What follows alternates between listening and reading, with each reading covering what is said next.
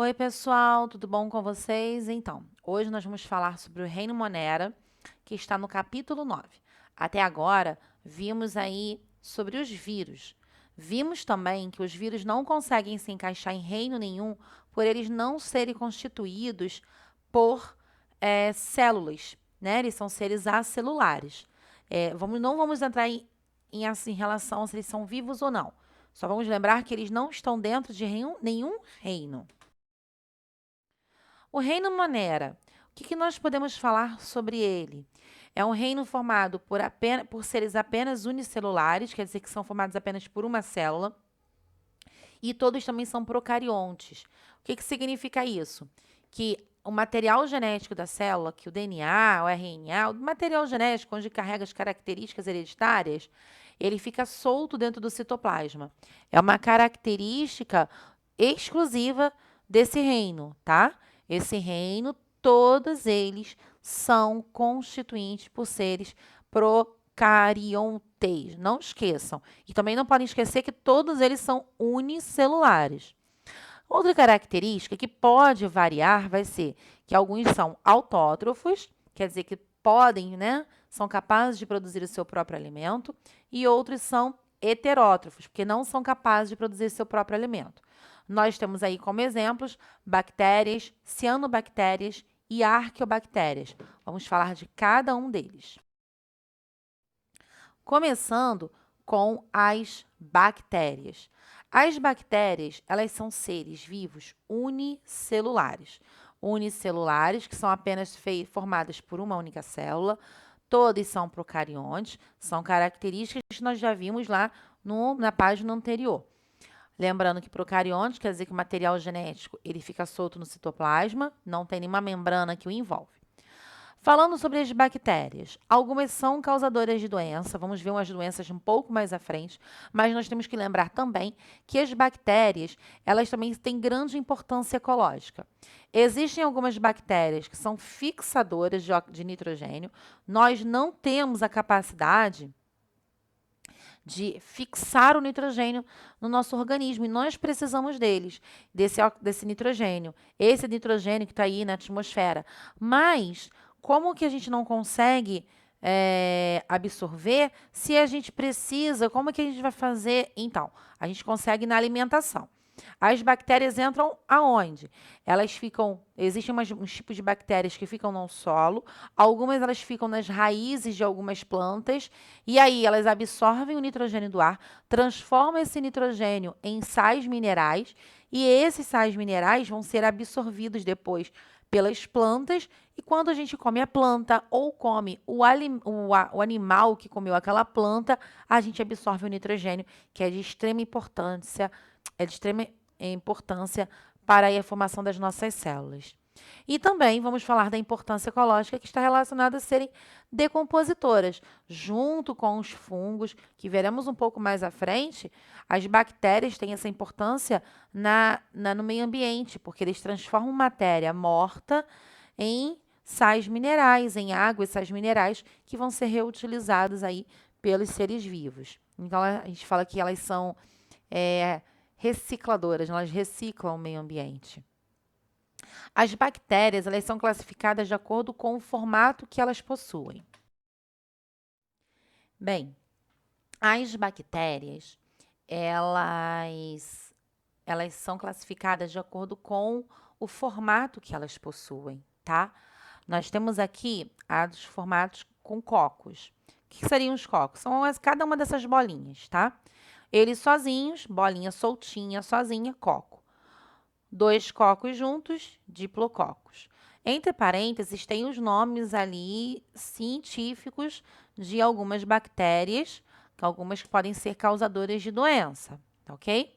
Nós temos os diplococos, estreptococos. Estreptococos aqui, ó, parece uma minhoquinha, né? É uma bolinha atrás da outra, né? Nós temos aqui a tétrade, que são 4. A sarcina, ela faz lembrar um cubo. E os estafilococos, eles são cocos em formato de cacho. Os bacilos, em formato de bastão, ok? Nós temos os Streptobacilos, como no Streptococcus, uma bolinha atrás da outra. Streptobacilos, temos um bacilozinho atrás do outro. Existem os bacilos soltos, separadinhos. Existem os flagelados. Esses flagelos auxiliam na locomoção da bactéria. E o endósporo, perdão, que fica meio no formato de esporos, que é só se começam a produzir substâncias tóxicas, no caso que quando ela começa a se proliferar, no momento em que ela encontra um ambiente bom para ela, tá? Existem outros tipos de formatos. O vibrião, eles dizem que tem um formato que faz lembrar uma vírgulazinha. Tem os espirilos, que tem esse formato meio que em espiral. A espiroqueta também tem um formato meio que em espiral, tá? Mas elas têm uma diferença no formato em relação ao corpo, como o espirilo, que tem os flagelozinhos. Bem, gente, sobre nutrição. As bactérias, elas podem ser, como falei lá no início, heterotróficas, que se não são capazes de produzir seu próprio alimento, e autotróficas, se produzem seu próprio alimento. Em relação à produção do seu próprio alimento e até mesmo da produção de energia para o seu corpo funcionar, vem tudo a partir da alimentação, né? Quando vocês ouvirem falar que um ser vivo, não precisa nem ser agora só bactéria não, tá? Esses 3 aqui servem para qualquer tipo de ser vivo. Eu sei que nós estamos falando de bactérias, mas, por exemplo, ó, aeróbias. Nós somos seres aeróbios. Como assim? É que as nossas células, elas precisam de oxigênio. No caso, não para produzir alimento, mas para produzir também energia. Existem bactérias procariontes, não, perdão, autótrofas, que produzem seu próprio alimento utilizando aí o oxigênio, tá? Quer dizer que elas acabam ali vivendo num ambiente com oxigênio.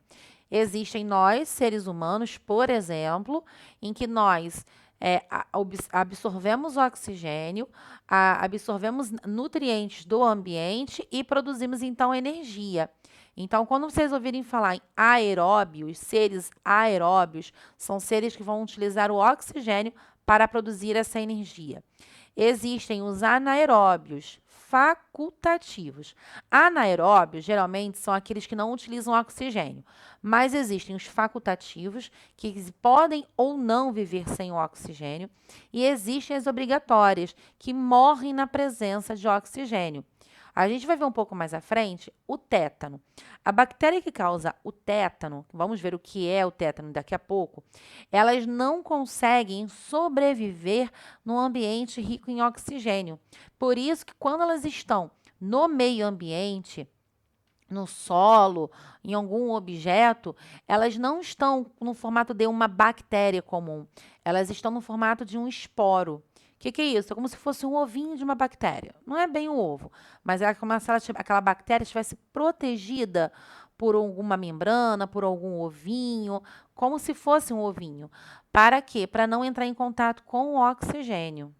E quando ela acaba infectando o organismo de uma pessoa e ela fica num ambiente com pouquíssimo oxigênio, ela começa a se proliferar e começa a liberar uma substância tóxica. Mas não vou dar spoiler, não. Daqui a pouco vamos ver sobre elas. Reprodução. As bactérias podem se reproduzir de forma assexuada ou sexuada. Vamos lembrar das vantagens e desvantagens? Então, reprodução assexuada vai ser quando um ser ele não precisa de um outro para se reproduzir, ele se reproduz sozinho. Qual é a vantagem disso, Juliana, deles se reproduzirem de forma sexuada? É uma reprodução rápida, tem pouco gasto de energia.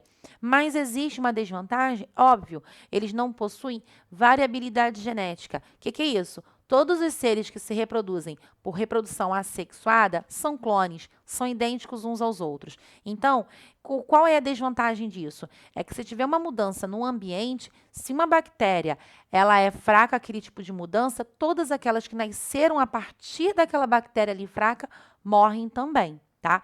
Bom, e a reprodução sexuada, ela já tem uma troca de material genético. Ela tem desvantagens. Ela é mais demorada, ela possui um gasto de energia maior, porém sempre vai dar origem a seres diferentes. Então, existe variabilidade genética.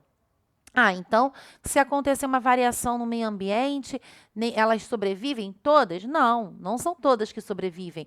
Mas como elas não são idênticas umas às outras, algumas podem sobreviver, outras não. Vamos falar um pouquinho de cada uma dessas divisões. Nós temos a principal delas, que é a divisão binária. Nessa divisão, o material genético vai ser duplicado, aí a célula se divide ao meio, dá origem, então, a duas células iguais. Esse processo acontece de forma extremamente rápida, motivo pelo qual a proliferação de bactérias e infecções acontece rapidamente. Por isso, uma das vantagens da reprodução assexuada. Um outro modo desse processo é a esporulação. Vocês lembram que eu falei dos esporos lá do tétano? Então, vamos lá. O que acontece quando as bactérias estão submetidas a condições críticas, como a falta de água ou nutrientes. No caso do tétano, vocês lembram que eu falei que a bactéria do tétano ela não consegue sobreviver num ambiente com oxigênio? Então, se você deixar essa bactéria fora, colocar num ambiente onde tem muito oxigênio, o que vai acontecer? Algumas delas vão se reproduzir e vão ficar no formato de esporos, tá? Como se fosse o que eu falei, né? Aquelas bolinhas. Olha lá, ó. A célula bacteriana se envolve em uma camada extremamente espessa, interrompe o seu metabolismo. Ela fica num formatozinho ali, como se fosse uma sementinha, só esperando o ambiente estar propício. É como se fosse a sementinha. Quando vocês plantaram lá o feijãozinho no algodão, alguma vez na vida de vocês, vocês devem lembrar, eu creio que vocês vão lembrar disso, que vocês plantaram aonde? Colocaram aonde? No algodão. Tinha solo ali? Não. O que você colocou para começar a nascer uma plantinha daquela sementinha do feijão? Água. É apenas isso que é necessário para uma semente começar a germinar. No caso das bactérias, vai ser o ambiente ali que vai estar propício para ela começar a meio que germinar, e se germinar entre aspas, por favor, para começar a se reproduzir e originar novas bactérias. Aqui eu tenho aí exemplo da bipartição ou divisão binária. Aqui é um esqueminha aqui, né, em fotografias de como realmente acontece. O material genético se duplica e aí ela começa a se dividir. Nós vamos ter agora a reprodução sexuada das bactérias. Não existe bactéria masculina e bactéria feminina, tá? Existem apenas o material genético. O que vai acontecer? Tá vendo que eu botar até entre aspas, né? Na conjugação bacteriana, pedaços de DNA passam diretamente de uma bactéria doadora, que seria tipo um exemplo macho, para uma receptora, a fêmea. Isso acontece através de microscópicos tubos proteicos chamados pile. Entre uma bactéria e outra, olha lá, ó, material genético masculino, feminino. Exemplo, não existe masculino e feminino, tá? É só para a gente saber diferenciar. Eles vão ter esses tubos aqui que vão se unir, que é o pile, ok? Que as bactérias macho, entre aspas de novo, vão ter na superfície dele. Aí, quando ele se encaixar, ó, o fragmento do DNA transferido se recombina com o cromossomo da outra bactéria, produzindo novas misturas genéticas, que serão transmitidas das células filhas na próxima divisão celular. Então, ó, nós temos aqui acontecer a transferência. Aí, quando aconteceu essa transferência, olha só, não aconteceu uma diferenciação? Ela não está diferente das anteriores? Nós, então, temos uma bactéria aqui com uma mistura de material genético com de outra bactéria.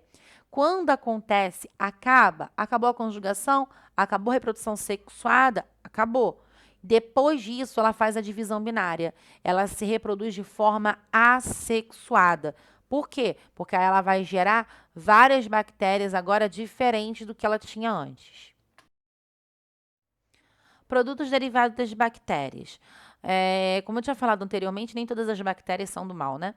Às vezes nós utilizamos algumas bactérias para produzir algo que seja necessário para nós, seres humanos. Existem hormônios de crescimento que são produzidos aí por alguns tipos de bactérias. Como é que é isso? Eles cultivam bactérias e são bactérias que vão produzir alguma substância. A gente tem, assim, algumas que vão produzir hormônios de crescimento. Existe aqui as que conseguem produzir insulina. No caso da insulina, eu tenho certeza, ela foi geneticamente modificada. Antigamente, eles tiravam a insulina do pâncreas do porco. O porco, ele é um animal que tem uns órgãos bem parecidos com os seres humanos, mas algumas pessoas elas acabavam tendo algum tipo de rejeição a essa insulina que vinha do porco. Insulina, no caso, é injetada em pessoas que têm é, diabetes, ok? São tipos diferenciados, não é qualquer pessoa que tem diabetes que toma insulina, não. Mas aí algumas precisam tomar. E aí eles descobriram, na época, bem, alguns anos atrás, né? Vamos colocar assim, bastante tempo atrás, que o pâncreas, né, do porco também produzia uma insulina bem parecida com a do ser humano. Só que, infelizmente, algumas pessoas acabavam apresentando aí uma reação alérgica e não podiam tomar essa insulina. Com o passar dos anos, eles conseguiram fazer uma modificação genética em algumas bactérias e elas conseguem aí, então, produzir uma insulina em que não existe rejeição, né? Interessantíssimo. A produção de vitaminas do complexo B e vitamina K. Mas olha que interessante, sabe onde essas bactérias estão? Dentro do nosso intestino grosso. Lá no intestino grosso, onde tem produção de fezes, então, ali existem bactérias que são extremamente importantes para a produção de complexo B e vitamina K. Por isso que é muito importante a gente manter a nossa flora intestinal em dia. Olha lá, importância ecológica das bactérias. A gente tem aí, ó, vamos falar de todas. Importâncias heterotróficas. Infelizmente, existem as parasitas, né, que causam doenças, saprofitismo, que é a produção de alimentos e medicamentos, no caso, decomposição de resíduos. Existe aí na questão do mutualismo. Lembra que eu falei da produção de vitamina K? Então, nós temos aí bactérias que vão produzir vitamina K, que estão dentro do nosso corpo, digestão e absorção de alimentos, digestão de celulose dos ruminantes, controle de bactérias patogênicas na flora intestinal. Não são todas nos seres humanos, tá? Aqui nós temos as autótrofas, que são aquelas que produzem seu próprio alimento. Então, existem dois tipos. Existem as que produzem seu próprio alimento através da quimiossíntese, que é o quê? Ela não utiliza o gás carbônico, elas vão utilizar outros gases, não utilizam aí a luz solar, então, a produção de alimento onde não tem luz do sol. Lembra do nitrogênio? Então, ó, ciclo do nitrogênio. São bactérias que conseguem pegar o nitrogênio e produzir substâncias a partir dele que acabam servindo para nós, seres humanos, de alguma forma, né? Nós temos a fotossíntese, que ela produz o seu próprio alimento, então, fazendo a fotossíntese como as plantas, então, a produção de matéria orgânica, ciclagem dos alimentos, quer dizer, que volta aí os alimentos para o meio ambiente, como se fossem nos seres produtores, né? Como se fossem as plantas, as algas. Agora a gente vai falar sobre doenças. Doenças que são causadas aí por bactérias, né? Então, gente, olha, se prepara que esse vídeo é bem grande. O tétano, foi o primeiro que eu falei com vocês hoje, né? O tétano, ela é causada por uma bactéria chamada Clostridium tetani. Não é bem a bactéria em si que causa a doença, mas sim uma toxina que ela acaba liberando, tá? Lembra que eu falei que elas ficam no formato de esporos? Aí elas são encontradas em fezes de animais, de seres humanos, no caso, todos esses que estão contaminados, ficam na terra, nas plantas, em objetos que podem contaminar pessoas que têm lesões na pele, pelas quais os micro-organismos possam penetrar. Não está necessariamente um objeto que está enferrujado. Uma faca, por exemplo, que pode estar contaminada e ela não está enferrujada. E geralmente acontece quando existe aí um corte muito profundo. Lembra que eu falei que elas não sobrevivem, elas não conseguem se reproduzir no ambiente com muito oxigênio? Então, quando existe cortes profundos, é onde existe o principal perigo relacionado aí a essas bactérias que causam o tétano. Então, quando o corte é muito profundo, a bactéria ela fica lá no fundo, onde não tem muito contato com o oxigênio atmosférico. O oxigênio que está no sangue, ele está agarrado nas hemácias Então, ela vai ficar num ambiente onde não tem oxigênio, então ela vai começar a produzir, a se reproduzir, né, sair desses esporos e, infelizmente, a liberar essa substância tóxica. Que o que vai causar? Essa toxina, ela vai atacar principalmente nosso sistema nervoso central. Os sintomas do tétano causam rigidez no músculo em todo o corpo, principalmente no pescoço, uma dificuldade de abrir a boca, engolir, tá?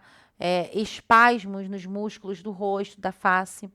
A contratura muscular, os músculos se contraem, pode atingir os músculos respiratórios e por isso que aí pode levar o risco à vida da pessoa. As pessoas podem ser levadas à morte. Crianças até 5 anos têm que receber a vacina tríplice, então a principal prevenção que nós temos do tétano é a vacinação. E a partir dessa idade existe uma vacina dupla, que é contra a difteria e o tétano, que também é recomendada para adultos e pode ser obtida a qualquer posto de saúde. Lá na sua carteira, na cartela de vacinação, existe as datas que vocês precisam tomar, né? Quando vocês vão precisar tomar essas vacinas, tá? Uma dose de reforço deve ser tomada a cada 10 anos para garantir essa proteção. Olha alguns sintomas, né? São os espasmos musculares, rigidez no pescoço, a tontura, um suor excessivo, a febre, palpitações. Esses espasmos musculares é quando os músculos eles ficam se contraindo sem você comandar. Pensa numa cãibra. Quando você tem uma cãibra, quem já teve cãibra ou quem já viu alguém com tem cãibra, o músculo meio que parece que fica retorcido. É mais ou menos isso que acontece. Infelizmente, isso pode acontecer com alguns órgãos internos, né, que são formados por músculos. Bem, a gente tem uma outra doença causada por bactérias chamada tuberculose. Ela é causada aí pelo Mycobacterium tuberculosis, conhecida como bacilo de Koch. Estima-se que 30% da população mundial esteja infectado com essa bactéria, mas não desenvolve a doença, né? É assintomático. E a tuberculose aqui é uma das que mais causam mortes aqui no Brasil. Esquece um pouquinho aí o coronavírus no momento, a gente está falando de bactéria, então a gente está falando de doença bacteriana que causa um número grande de mortes, tá? A tuberculose, ela já foi sentença de morte. Hoje já existe tratamento, existe a cura, mas assim, o tratamento ele tem que ser extremamente rigoroso e tem que ter um cuidado muito grande, porque a tuberculose, ela é altamente contagiosa, tá? Olha lá os sintomas. Tosse por mais de 2 semanas, produção de catarro, febre, sudorese, suor excessivo, tá? Cansaço, dor no peito, falta de apetite, perdão, emagrecimento e escarro com sangue em casos mais graves, tá? No caso aqui, a bactéria, ela destrói a parte interna dos pulmões, por isso que ela acaba causando esse escarro com sangue. A principal maneira de prevenção, não deixa, né, sempre tem aí a questão da vacinação, tá? A BCG é aquela vacina que deixou aí a marquinha no bracinho direito de vocês, tá? Alguns têm uma, alguns têm 2. Essa vacina deve ser dada assim que a criança nasce. Geralmente, quando a mãe leva o filho para fazer o teste do pezinho, se não me engano, são até 7 dias, se não me lembro bem. Até 7 dias do nascimento, a mãe tem que levar o bebê no posto de saúde. Lá ele vai fazer o teste do pezinho e já toma BCG, tá? E ao nascer, no caso, e no máximo até uns 4 anos, pode-se tomar essa vacina. Olha aí que eu estava falando com vocês, ó. Ela começa com uma infecçãozinha bem pequenininha, inicial, e depois ela vai se progredindo, aí vai causando várias lesões, tá? Por isso que pode causar o escarro lá com sangue, né? Liberação de secreção, mas com sangue. Vamos falar rapidamente agora da sífilis. A sífilis é uma infecção sexualmente transmissível, quer dizer que ela pode ser passada por relações sexuais, sem a utilização de camisinha. Ela é causada por uma bactéria chamada Treponema pallidum.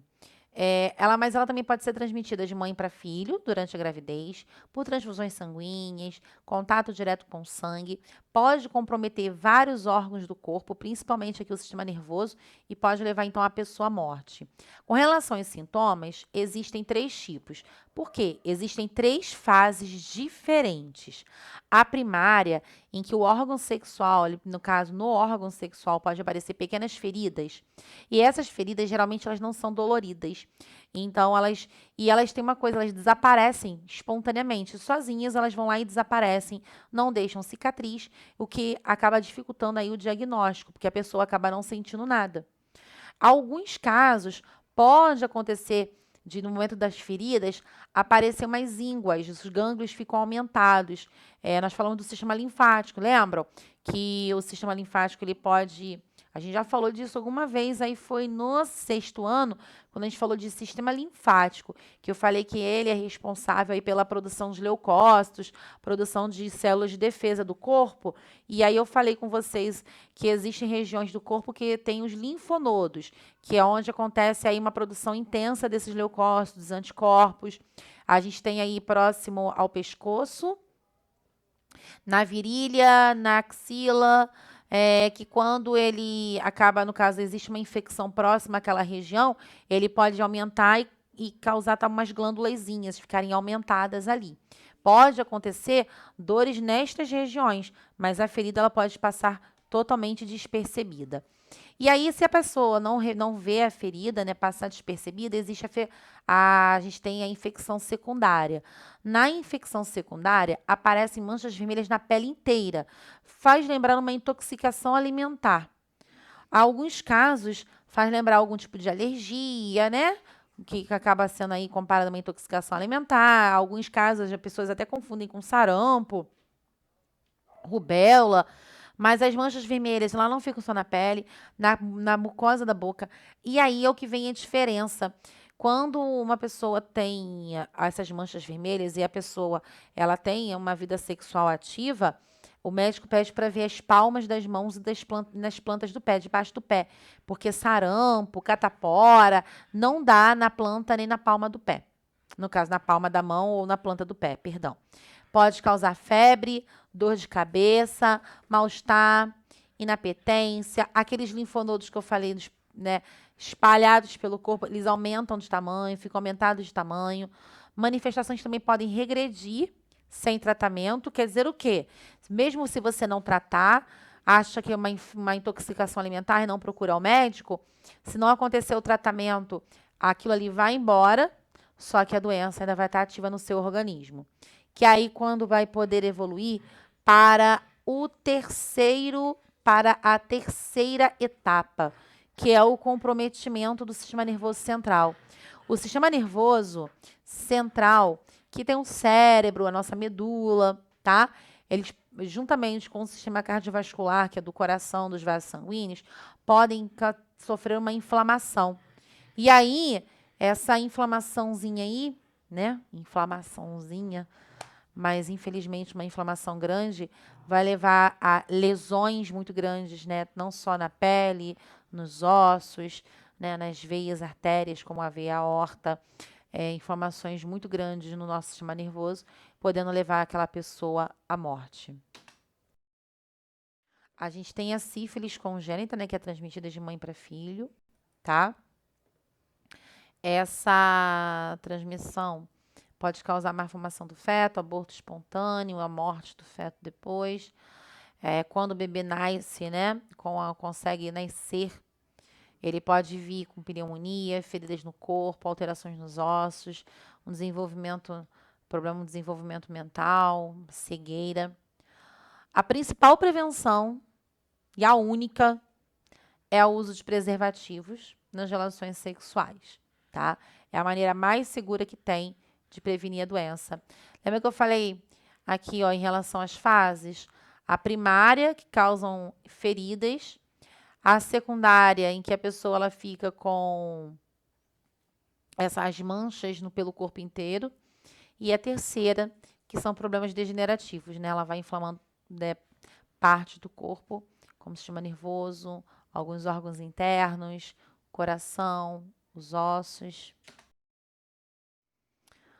Hanseníase. A hanseníase, ela já foi conhecida como lepra, né? Hoje não se usa mais esse nome, tá bom, pessoal? Ela é causada por uma bactéria chamada Mycobacterium lepre, conhecida como bacilo de Hansen, em memória de seu descobridor. Ela é provável que a transmissão ela vai acontecer por secreções de vias aéreas, gotículas de saliva. Embora seja uma doença basicamente cutânea, quer dizer o quê? Acontece principalmente só na região da pele. Pode acontecer de afetar os nervos periféricos dos olhos, os olhos e, eventualmente, alguns outros órgãos. O período de incubação vai de 6 meses a 6 anos. Quer dizer o quê? Quer dizer que ela pode ficar incubada, lá quietinha, sem causar nenhum dano à pessoa durante todo esse tempo, tá bom? O tratamento, ele vai ser feito aí por esse remédiozinho chamado PQT, né? Poliquimioterapia. Consiste na associação de vários antimicrobianos, são vários tipos de remédios e de antibióticos juntos, e esse tratamento é feito aí pelo SUS, né, Sistema Único de Saúde. E o paciente ele não precisa ficar internado. Ela garante uma cura completa da doença, mas ela é uma doença bem altamente transmissível. Tem que tomar um certo cuidado aí, pode ser transmitida aí, como já foi falado, né? Sistema pelas vias aéreas. Trazer, né? Ela pode trazer, atinge primeiro a pele, os nervos periféricos, que podem atingir os olhos, tecidos do interior do nariz, aparecimento de manchas de cor parda, que são pouco visíveis, podem parecer caroços ou inchaços nas partes mais frias do corpo, como orelhas, mãos e cotovelos. O tratamento, como já falei, nós temos tratamento pelo SUS. As formas mais brandas demoram em torno de 6 meses, as formas mais graves aí pode demorar até 1 ano para se tratar. Pneumonia bacteriana. Pneumonia, né? Por que pneumonia bacteriana? Porque existem diversos tipos de pneumonias diferentes, né? A gente tem causadas por vírus, tem causadas por fungos, protozoários. Aqui a gente está falando das bacterianas, que vamos lembrar que toda vez que a gente fala em doença causada por bactéria, se a gente for falar de algum tipo de tratamento, a gente está falando de tratamento com antibiótico, tá bom? É uma infecção grave nos pulmões, que vai gerar aí tosse com catarro, febre e dificuldade para respirar. A gente tem algumas pessoas que sentem dores nas costas, tá? Também é um sintoma. Surge após uma gripe ou um resfriado que acaba não passando, não é tratado de uma forma correta e vai piorando ao longo do tempo. A pneumonia bacteriana pode ser causada por mais de um tipo de bactéria, tá, gente? Ó, a Streptococcus pneumoniae. No entanto, existem outros agentes, como a Klebsiella pneumoniae, Staphylococcus aureus, a Haemophilus influenzae, Legionella pneumófila. Também podem causar essa doença. Não sei se eu consegui pronunciar de forma correta todos esses nomes. A pneumonia bacteriana, normalmente, ela não é contagiosa e pode ser tratada em casa. Geralmente, só vai acontecer a internação se forem relacionados aqui, ó, a casos de bebês, pacientes idosos, ou se o caso estiver extremamente avançado e a pessoa estiver precisando de oxigênio para auxiliar na respiração. Mas a ingestão de antibióticos receitado pelo médico é o suficiente para a pessoa se curar de uma pneumonia bacteriana. Leptospirose. A leptospirose, ela é uma infecção aguda, ela é potencialmente grave e causada por uma bactéria do gênero Leptospira e transmitida por animais de diferentes espécies. Não culpem apenas os ratos, galera. Até mesmo nós, seres humanos, fazemos esse tipo de transmissão. Como, Juliana? É liberado na urina desses animais. Esse micro-organismo ele pode sobreviver indefinidamente nos rins dos animais infectados, sem provocar nenhum sintoma. Ele pode estar lá dentro dos rins de algum animal e não está provocando sintoma nenhum. E acaba, no caso, que a urina daquele ser está contaminado por aquele, no caso aí, por essa bactéria, tá? Como é que a gente vai se contaminar? Vamos falar aí essas enchentes que acabam tendo. No esgoto, na água do esgoto, não tem só urina do rato, né? A gente tem uma coisa de culpar somente um animal, mas nós também podemos ser os culpados por essa liberação, esse aumento, às vezes, de leptospirose que acontece após uma enchentes em determinadas regiões. Como é que acontece isso? A urina vai para o esgoto, certo? Quando acontecem as enchentes, a água daquele esgoto acaba entrando, se misturando com a água dessas enchentes, né? A água que está nas ruas, que causam as enchentes, vem do esgoto. E aí pode conter essas bactérias. Essas bactérias, quando elas entram em contato com a nossa pele, que você fala que mas não tem nenhum tipo de ferida no meu pé, e você acaba entrando em contato com aquela água, aquela bactéria, ela vai penetrar no seu organismo e vai se proliferar, vai se disseminar aí na corrente sanguínea. A doença, ela pode ser assintomática, quer dizer que a pessoa ela pode não ter nenhum tipo de sintomas, mas quando se instalam, os sintomas eles podem ser são febre alta, que vai começar de repente, um mal-estar, dor muscular, especialmente na panturrilha, na cabeça, no tórax, os olhos vermelhos, tosse, cansaço, calafrios, náuseas, diarreia, desidratação. Aí, manchas avermelhadas no corpo, né? Que são os exantemas, e pode causar até mesmo meningite. Não significa necessariamente que as pessoas vão ter todos esses sintomas ao mesmo tempo, ok? Que é o que acaba fazendo com que as pessoas acabem não procurando um médico com urgência.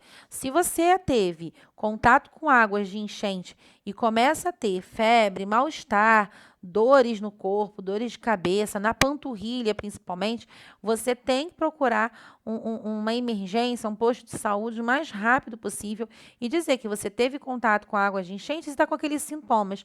Esses sintomas, gente, se a gente começa a buscar, eles podem parecer com até mesmo outras doenças, né? Até mesmo, dependendo, se a gente tirar uma coisa ali, outra coisa cá, vira uma virose. Não, mas se você tem que especificar o que você fez. Eu tive contato com água de esgoto, eu tive contato com água da enchente. Então, aí vai ser feito exames para saber se você tem a leptospirose ou, dependendo da situação, dependendo dos seus sintomas, o médico já vai passar um antibiótico para ver se mata essa bactéria, porque ela pode levar a pessoa à morte, principalmente se chegar ao caso da pessoa progredir para uma meningite. Quanto antes for instituído, o tratamento da leptospirose, maior será a chance de evitar a evolução para quadros mais graves, que sempre vão requerer uma internação hospitalar. A conduta inclui com a hidratação, uso de antibióticos. Entre esses antibióticos, a penicilina. Mas, Juliana, é o seguinte, eu tenho alergia à penicilina. Existem muitas pessoas que têm. Existem outros antibióticos que vão ser ministrados ali na pessoa, ok? E outros medicamentos, todos eles para aliviar os sintomas daquela pessoa. No entanto, devem ser evitados aqueles que contêm ácido acetil salicílico. É o AS, porque aumenta o risco de sangramento. Se vocês pararem para prestar atenção, muitas das doenças a gente não pode tomar o AS. Ou algumas delas, por exemplo, são a chikungunya, dengue e a zika. Então, se você quer manter lá a sua farmacinha em casa, né, um remédiozinho para dor de cabeça, evitem ter o AS, o ácido acetil salicílico. Eu sei que vão existir alguns médicos que, para determinado tipo de doença, eles vão passar esse. Mas, para a maioria, é a dipirona. Ok? Porque aí ela evita, no caso, não vai acabar com a dor sem causar aí o sangramento. Aí vem o ciclo da leptospirose aqui, né? Animais que podem estar infectados. Aqui tem roedores apenas, mas lembrando que o ser humano também pode ter cachorro, gato. Aí, olha só, a leptospira entra em contato com a água, solos, contamina seres humanos, pode contaminar outros mamíferos. Esses daqui, por exemplo, podem ser reservatórios. Aí, no caso, libera sua urina e acaba infectando o ser humano. E assim o ciclo continua. Cuidados para evitar a leptospirose, né? A gente tem vários cuidados. Evitar a proliferação de ratos, não deixar acumular lixo em casa, embrulhar lixo em sacos fechados e longe do chão. Isso tudo para evitar roedores. Conservar a cozinha limpa, sem restos de alimentos, tirar sobras de alimentos ou ração dos animais domésticos antes do anoitecer, evitar amontoado de entulhos. Isso aí para evitar que os ratos eles acabem chegando nas nossas casas. Mas, Juliana, você falou pra gente, acabou de falar que os ratos não são os únicos. Sim, eu sei que não são. Mas aonde os ratos vivem? Vivem no esgoto. E quando eles aparecem em nossas casas, eles podem trazer contaminações. Como eles estão vivendo no esgoto, eles podem ter contato lá com a bactéria do Leptospira, que não vem nem deles. Pode ter vindo de um ser humano contaminado que urinou em algum lugar e aquela urina entrou foi para o esgoto. E aí aqueles ratos têm contato com aquela bactéria e acabam levando essa bactéria para o quintal da nossa casa, para dentro da nossa casa, contaminando não só aos nossos animais domésticos, mas também a gente, contaminando nosso animal doméstico. Lembrando que a urina desse animal doméstico que nós temos pode estar contaminada e nos contaminar também. Então, a gente tem que, acaba virando uma bola de neve. Evitar o contato direto com a água ou lama durante e após a chuva, né? Usar botas e luvas de borracha ou sacos plásticos sobre os pés e mãos para evitar o contato com a água contaminada. Lavar ou desinfetar com água sanitária o chão, utensílio doméstico e caixa d'água. E não jogar lixo nos rios, córregos, praias e bueiros, né? A gente está falando de não jogar o lixo, porque é acúmulo de lixo em rios que vai fazer o quê? Que vai fazer com que aquele rio transborde. Gente, não é que o rio vai ter um buraco que vai bater ali, vai entupir, não. Aquele lixo que as pessoas ficam jogando no rio vai causando um assoreamento dele. O rio vai ficando cada vez mais raso. E aí, quando acontece do rio ficar cada vez mais raso, quando chove muito, o que vai acontecer com a água? Ela vai começar a transbordar. Vamos falar sobre a cólera, galera. A cólera, ela já foi uma doença que matou muito, ainda mata, infelizmente, principalmente em países que não têm saneamento básico, tá? Mas o nosso saneamento não é 100%, mas já diminuiu bastante o número de infecção. A gente não tem mais essa epidemia de cólera, tá? Nós temos o seguinte, olha, a cólera ela é causada por uma bactéria chamada Vibrio colérico ou Vibrião colérico, tá? Não é bem a bactéria, é parecido com a questão do tétano. É um tipo de toxina que ela libera. E aí é transmitida pela circulação sanguínea e vai atingindo todo o corpo da pessoa. A transmissão vai ser por alimento e água contaminados pelas fezes né, de alguém que esteja contaminada também, manipulação de de alimentos por pessoas que são infectadas, em questão de falta de higiene, né? Não lavar bem as mãos. Já foram registrados casos de cólera, né, de achar essa bactéria em peixes, frutos do mar, ostras e mexilhões, alimentos que são crus ou mal cozidos, porque esses daqui acabaram tendo contato, então, com o esgoto. A gente tem a questão do gelo, que também pode ser fabricado aí com água contaminada. Então, tem que tomar cuidado que aquelas lascas de gelo que as pessoas usam para colocar no isopor, para gelar, né, a bebida durante uma festa, aquelas lascas, elas não são filtradas, tá? Existe o gelo filtrado e existem umas lascas que aí que vendem, que é apenas para gelar, né, a bebida, o refrigerante, o suco, a água que está naquela festa. Então, por favor, não usem aquele gelo para gelar a sua bebida. As epidemias de cólera são comuns em regiões de acampamentos e aglomeração humana, onde as condições de higiene e saneamento básico são precárias e inexistentes. Porque eu falei com vocês, né? O saneamento básico ele vai fazer totalmente a diferença. Como está falando nesse próximo ponto, o saneamento básico e medidas simples de higiene são pré-requisitos fundamentais na prevenção de surtos de cólera. O principal sintoma que a gente vai ter aqui em relação à cólera seria diarreia volumosa, começa de repente, acompanhada por vômitos, mas raramente por febre e dores abdominais. Pode levar uma pessoa à morte? Pode levar uma pessoa à morte se não tratada. A diarreia, no caso, ela pode levar à morte, tá, gente? Se não tratada, porque a diarreia, ela acaba eliminando uma quantidade muito grande de água no organismo. E aí leva a pessoa à desidratação, caso não tenha nenhum tipo de tratamento. Aí leva a pessoa à morte. As fezes líquidas não são perdão, as fezes líquidas acidentadas, sem odor fétido, nem sinal de sangue ou pus. Questão de poucas horas, a perda excessiva de água, de sais minerais nas evacuações pode resultar em uma desidratação grave, baixa expressiva da pressão arterial, insuficiência renal e coma, pode levar uma pessoa à morte.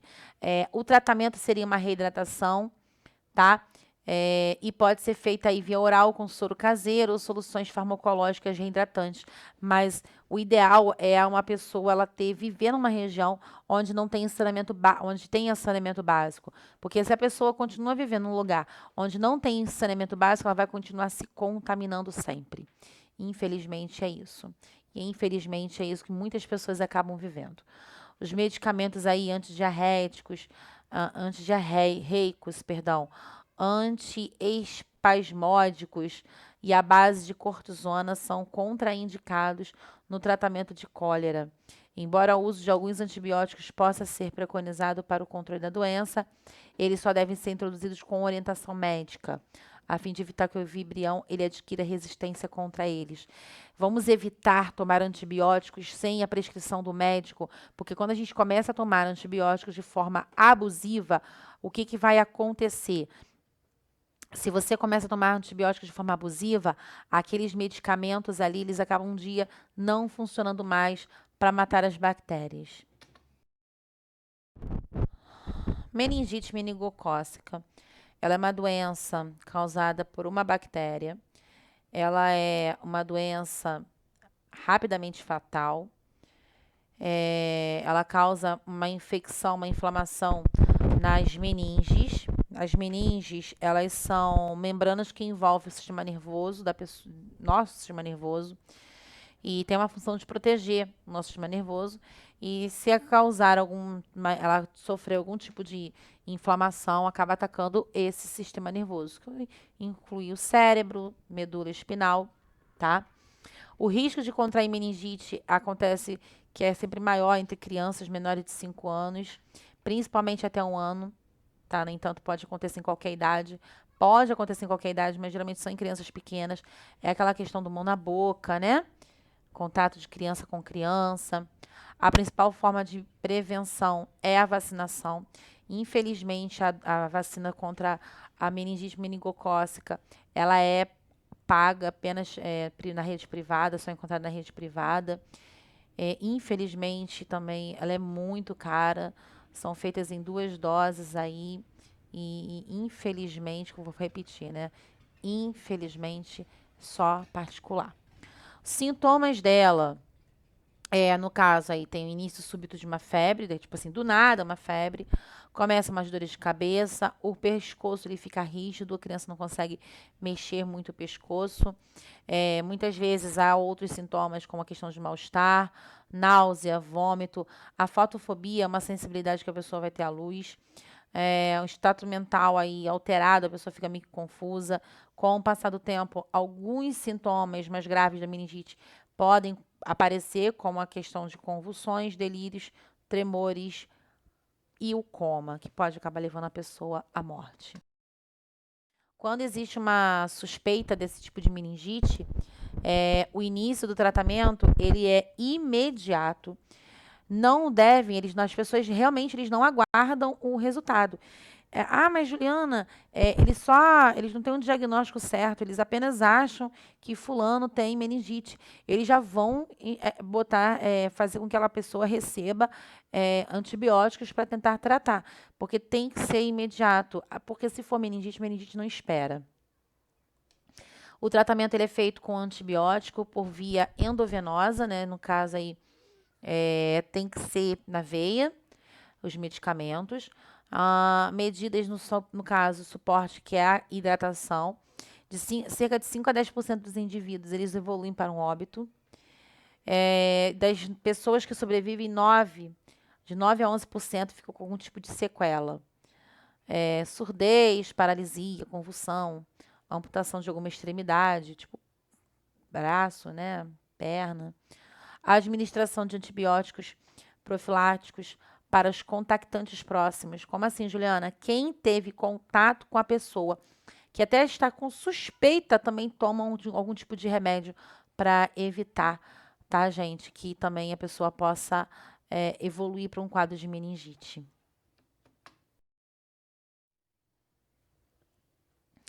Disenteria bacilar. A disenteria, no caso que é causada por bactéria, bacilar, bacilo, né? Também conhecida como shigellose. Ela é uma doença intestinal provocada aí por uma família de bactérias conhecidas aí como Shigella, que é transmitida pela água ou alimentos contaminados ou pelo contato com fezes contaminadas. O principal sintoma aí está relacionado à diarreia. Gente, uma das maiores causadoras de morte, principalmente em crianças no mundo, é a diarreia, tá? Esquece o coronavírus um pouquinho, antes que alguém venha me indagar, mas Juliana, hoje não é o coronavírus? Vamos dizer o seguinte, a gente está falando de doenças em geral, né? E aí, tirando a questão do Covid-19, o causador do coronavírus, a gente tinha diarreia aí como um principal causador de mortes, principalmente em crianças. Como eu falei, a diarreia, ela leva à desidratação. E não adianta, infelizmente, a pessoa tomar um remédio e continuar bebendo ou comendo um alimento que estejam contaminados. O tratamento aí é manter a pessoa hidratada, bebendo muita água que não esteja contaminada. Esse é um grande problema de muitas regiões, que já seria o suficiente. Não é aconselhado o uso de medicamentos para aliviar a diarreia. E o tratamento pode incluir antibióticos, caso a disenteria bacteriana ela seja grave. Vamos falar agora, parou doenças causadas por bactérias, vamos falar de cianobactérias, tá, pessoal? As cianobactérias, elas são organismos que fazem fotossíntese, então eles são seres autotróficos, eles se assemelham muito às algas unicelulares, por isso que elas já receberam o nome de algas azuis, tá? Entretanto, por não possuírem um núcleo, elas, no caso, são procariontes, também são muito semelhantes às bactérias, por isso que elas fazem parte do reino Monera. Elas são unicelulares, podem ser encontradas formando colônias, várias juntas, ou alguns filamentos soltos. Esses organismos no ecossistema aquático, ele acaba aí fazendo parte do fitoplâncton, junto com algumas algas microscópicas, e acabam fazendo parte da base da cadeia alimentar. Elas são produtores, tá? São de extrema importância aí na cadeia alimentar. A coloração dela é seguida pela presença de diferentes tipos de pigmentos, como ter a clorofila, que é referente aí relacionada à captação de luz solar. Existem outros tipos de pigmentos que podem dar colorações diferentes, como uma coloração um pouco azulada.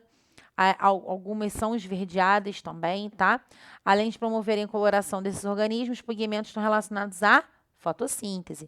As cianobactérias, elas são encontradas em diversos habitats, sendo a maioria, no entanto, em água doce. O grande sucesso das cianobactérias está sendo relacionado com os fatores como sobreviver em ambientes com diferentes tipos de luminosidade, serem capazes de tocar nutrientes e conseguirem também captar nitrogênio atmosférico. Nós podemos encontrar aqui, olha só, as cianobactérias, ó, em filamentos, e elas também podem ser encontradas, parece sei, né? Não sei o que pode estar na cabeça de vocês, um cimento, um pedaço de cimento de reboco no chão, mas não é não. Isso aqui são líquens. Elas podem estar associadas a outros micro-organismos como fungos. E esses líquenzinhos aqui tem uma coloração mais acinzentada, em alguns lugares podem ser mais esverdeadas, elas podem estar presentes, ficarem agarradas em árvores ou agarradas em rochas, em pedras, e elas são boas indicadoras de poluição, que é onde elas são encontradas tem uma quantidade pequena de poluentes naquela região. Elas ficam juntas com algumas espécies de fungos. Auxiliando o outro. O nome dessa relação ecológica até é mutualismo. O fungo fornece umidade para essa alga e a alga fornece alimento para o fungo. Em condições ideais, as cianobactérias elas vão se reproduzir de uma maneira talvez exagerada.